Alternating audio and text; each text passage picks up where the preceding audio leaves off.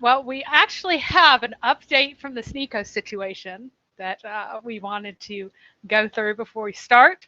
But today we're going to our first focus is going to be on whether or not macro Macoraba in Ptolemy is Mecca. Can it possibly be Mecca? And we are going to, I think, definitively settle whether or not it can be or not. You have guys have no idea how many hours I spent looking up various places on Ptolemy's map, figuring out if we have any idea where they were and what they were. And there are a few places that people don't talk about that are important, that are very, very, very relevant to this issue. But first, let's talk about our buddy Sneako. Ali Dawa has weighed in on the situation with a unique exegesis of the Quran. And I want you to listen what he says. And I saw this first on Jai Apologetics. So give him a follow if you haven't followed him yet. But take a look at what Ali Dawa has said, because it's hilarious. That's what Allah in the Quran says to the Bedouins. They say we believed. Don't say you believed yet. Say you have submitted. Allah differentiates between a Muslim and a mu'min. Every mu'min is a Muslim, but not every Muslim is a mu'min. A mu'min is a believer who believes. How can you argue with that? A believer who believes. I mean, Wow. It's just such a master of eloquence, our good buddy, Ali Dawa. Yes. So here he's saying, don't harass Sneako because he's following literally none of the Sunnah. He's not doing anything a Muslim is supposed to be because he is a Muslim but just doesn't believe yet. Now, what the verse actually says is, don't say that you are a believer. Don't say you have faith. Instead, say that you have, and the word for Muslim here, that the believer is the mukmain, right? And the submitter or surrenderer is Muslim, because Muhammad had an issue where he wanted to have lots and lots of followers obey him, right? And a lot of the Bedouins came in, and instead, and they were complaining and asking for more handouts and stuff. And they're like, we're Muslim, so we're supposed to get charity. We were out there starving during a drought, and you're supposed to give us charity, and you're not giving us as much charity as you've given other people. And people were annoyed because they're new believers, and here they are with the hands out. And he says, well, they should not call themselves believers. Instead, they should call themselves surrenderers or submitters, because they are following Allah and his prophet. So they are doing works, but they have no faith. Now, in the situation of Sneako, you have a guy who has zero works. He's not doing any of the works. He is not obeying Allah and his prophet. So in the Quran, it's saying, it's okay. You don't believe I'm a prophet. You think I'm a fraud. You have no faith in me. You have no faith in Allah. It's fine as long as you act like a Muslim and have the outward show of works. Allah will still save you. That's what Muhammad is saying. And Ali Dawa is saying that don't talk to Sneako about his complete lack of any works and any obedience whatsoever to Allah, because he's a submitter, which should mean that he has works. He's not a believer, meaning that he has no faith. So he's getting this completely muddled up.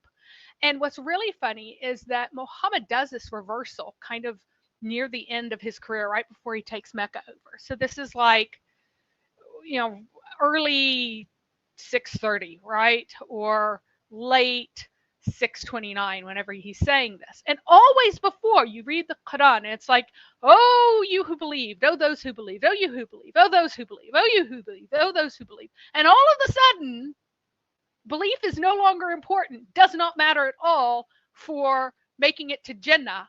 All you have to do is be someone who obeys. So have works, obey, go to Jannah, says the Quran. Have no works, do not obey, but say the Shahada, and it should be fine, says Ali Dawa.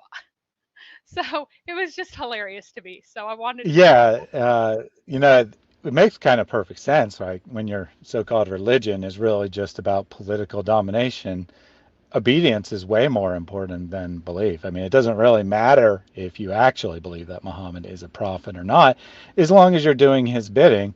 And, this might be one of the reasons why we have the apostasy wars after Muhammad dies, because a lot of people didn't really believe. They were just submitting either because they didn't have a lot of choice, that they didn't have enough political or military power to resist, or because they were interested in getting the war booty and whatnot, but they didn't actually believe in Muhammad in any way.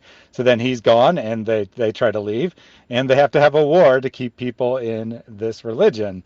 Ali Dawah did have some other interesting things to say in that video. I forget the exact length of the video. I think it was like maybe 8 minutes or something.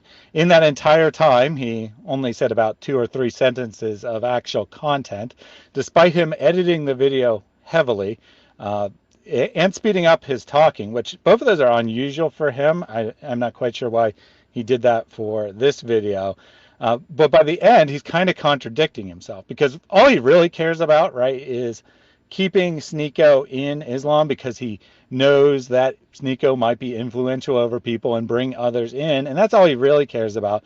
But then he tries to go on and explain why interest is disallowed by Allah, how it's actually a really bad thing. He waffles on, and I just have a sampling of that. We are more happy and content with this rent than me going and buying a house on interest, which is as good as waging war against Allah and His Messenger. It's a major sin.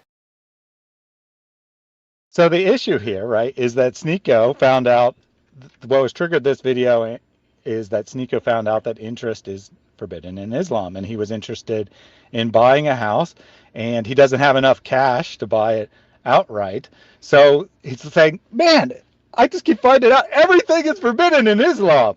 And so, it's not really just that issue, but that's the issue that nominally triggered it. So then Ali Dawah goes on to try to explain how how the rule makes sense and why you should follow. He says, there's good reasons behind everything. And he's explaining his own situation, talking about him and his family. And then, he says, you see, the reason why we don't buy a house, even though we really want one, we'd probably prefer to have a house, is that we know that interest is a major sin, and taking part in that would be really bad, and it would be like waging war against Allah, but apparently it doesn't matter if you're Sneako, I guess, is the gist of it. I don't know.